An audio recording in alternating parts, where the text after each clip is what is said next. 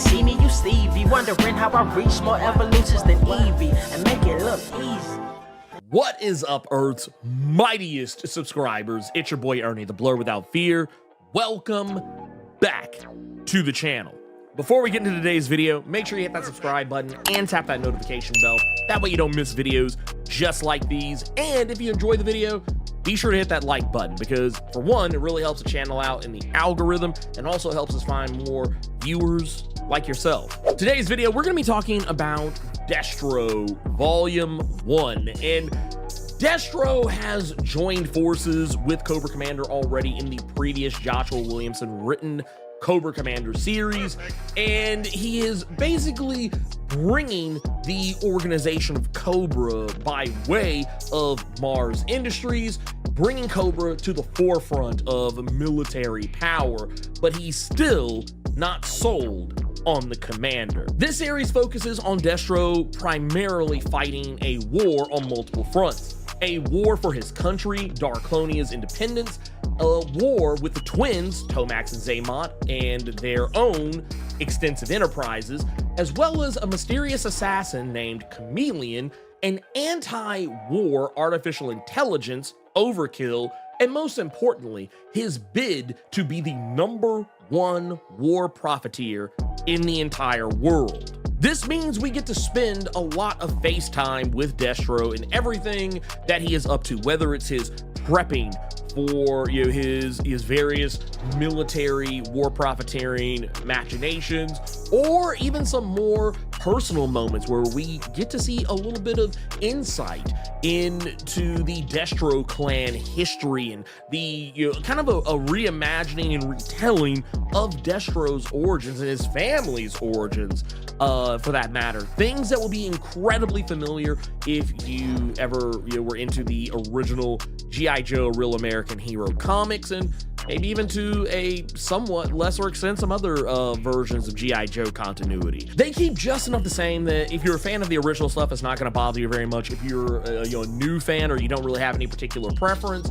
I think you'll find a lot to love regardless. This also means we get to spend a little bit more time with some of Destro's subordinates, particularly characters like Mercer, Scrap Iron, but we also get to see the unveiling of Tomax and Xamot in all of their twinsy goodness. And if you're like me, if you're a guy who, like, when I was a kid, I used to watch G.I. Joe, in the mornings before I would go to school, they were actually two of my favorite characters. Even though technically they weren't really particularly impressive in any way, I just thought they were really funny. And I mean funny just so much in the sense that I always thought it was cool that they finished each other's sentences and that I feel what my brother feels. Terrific! Pass this on! they were just so fabulous and just so extra. I don't know, something about them. I just thought they were really cool. But regardless of all that, we get to spend a little bit more time with them, get to see what they're up to. And now, I'll be honest with you, they are just stock standard villains. They are nowhere near on the level of nuance that a character like Destro is. And honestly, I don't think they should be. At the end of the day, they are just high-level lackeys at best. And in this, it's actually kind of cute that they're trying to shoot their shot at Destro, because that's kind of what's one of the main conflicts, as I mentioned earlier. But yeah, Extensive Enterprises is going to war with Destro, and it's a battling of ideals, because Destro is all about automation, creating automatons, cyborgs, and androids, and all kinds of automated systems that can fight for themselves and not need to be wielded by any one specific person.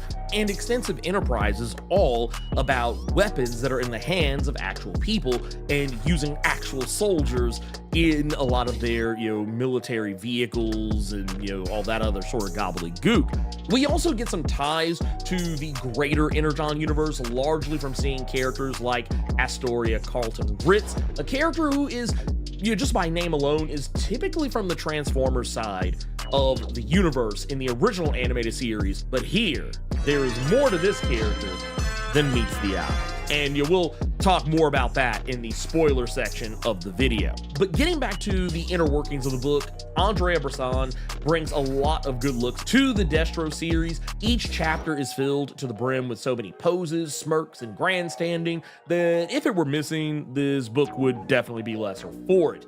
Since we're dealing with Destro, that means there's going to be more Mars industry tech, more vehicles, more weapons, more looks at the bats, and of course, with Tomax and Xamot, we get more of the Crimson Guard and all of their tanks and gear. So if you are a G.I. Joe toy head like myself, you're gonna see so many things in this book. You're just like, oh my god, there's that. Oh, here, there's that vehicle. Oh, here, there's that gun. Oh, here, there's that.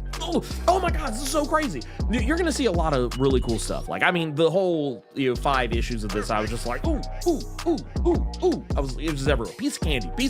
I will say this one last thing before we get into the spoiler territory. While this is a spy thriller like Scarlet, I feel like this series has even more espionage elements buried within itself than even Scarlet had, which is not a bad thing to say. It's actually really cool to see, and it's more from like on Scarlet's side, it was more like spy and espionage. Here, it's more corporate espionage, and it's handled really well, I think. But once again, going into it, we're gonna get to the spoiler territory, but first, if this is something that sounds like it's up your alley and you want to check it out, make sure you go into your LCS, ask for this and other Energon universe books to be put in your pull box, because I'm telling you, the Energon universe, it's lit. I'm just gonna put it like that, it's lit. But the thing that I would really want to impress upon you is that I believe the first volume of this series is either just come out or is about to come out at the time of the recording of this video, and I would highly recommend check it out. Or if you don't have an LCS in your area and you want to help support the channel, you can also go to Global Comics. You can actually click the link down in the description below, and it will take you straight to the Global Comics website, and it'll also get you 33% off your first 1-year subscription. So yeah, you should totally do that. You get to read everything, not just Energon universe stuff. They actually just recently added Dark Horse and DC Comics stuff on there. So yeah, there's lots of Image books, Dynamite, Boom Studios. I think the only thing you're not really gonna find on there is like Marvel and IDW, but you never know, anything can change.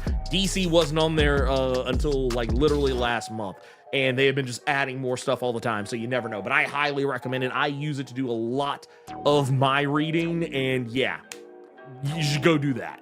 But getting into the spoiler territory of it all, I would definitely say that one of the things to love is the inclusion of the bats in this. Now, it's not to say we haven't seen them before.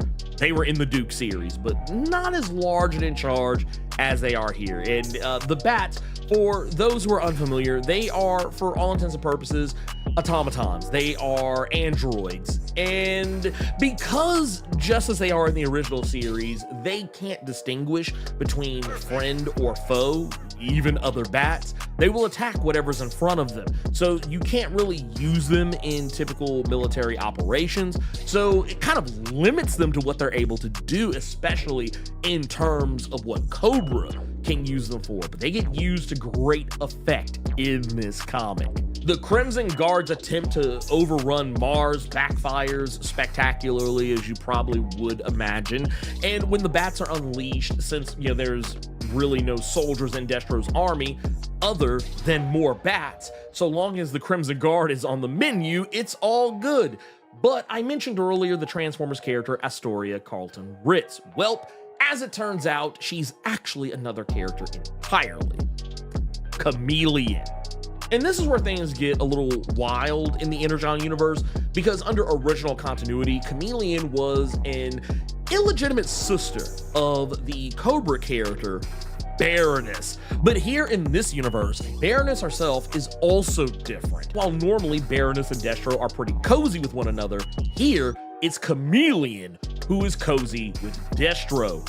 Granted, it's only after she tries to kill him, something she very nearly pulls off. Speaking of, what this book really highlights about Destro is his intelligence and ingenuity. He has fingers in every pie. Like his ancestors before him, he's a weapons dealer and he sells to everyone, even his enemies, especially the United States. He's capable of breaking down an entire lose-lose situation in nearly dying to Chameleon and having to turn himself into the United States military just so he doesn't die in the frozen waste of Scotland. And in doing so, leverages his contacts in military weapons supply to the United States via General Flagg, a character many of you old G.I. Joe heads will recognize as General Hawk's predecessor, to get not only immunity to the United States, but also access to top secret files to obtain intel on all of his enemies. Better yet, even when the chips are down and his cousin Darklon, already president of Darklonia, sells out Mars to Tomax and Xamot, Destro had a plan for that too. He proves at every step of the way, even after the twins take over Mars and try to align with Cobra in Destro's place, even then, Destro proves he's that dude. He goes into a 2-on-1 handicap match and wins. Defeating both twins, he unleashes his 3-soldier army of Mercer, Chameleon, and Scrap Iron to take down the twins' entire Crimson Guard, and once all the dust settles and all the smoke is cleared, Destro brokers the most lucrative, if not deadliest, unholy alliance that brings us full circle to a more animated series accurate, Cobra. He chooses not to end the twins when he could. He instead offers them a seat at Cobra's table because this wasn't personal. It was business. And if anyone understands business, it's Destro. But even with that, Destro is still thinking 20, 40, 50, maybe even 100 chess moves ahead, still plotting for the moment he can take Cobra away from the commander.